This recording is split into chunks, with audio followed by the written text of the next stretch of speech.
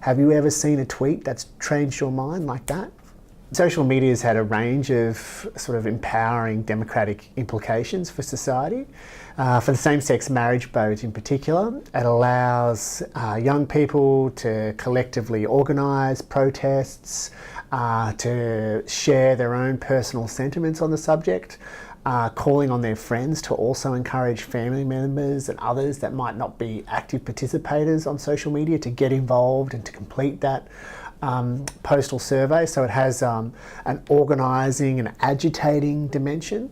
It also allows people just to sort of share some of their experiences and really personalise this particular issue, because, you know, on one level, the way politicians can talk about it, it can seem quite abstract and a matter of reforming the Marriage Act.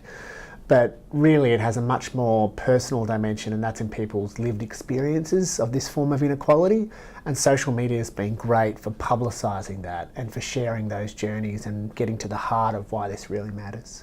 Twitter tends to be for more politically engaged and active young people, whereas their right-wing equivalents tend to congregate more on Facebook. Now, whether or not that translates to influence is another question entirely.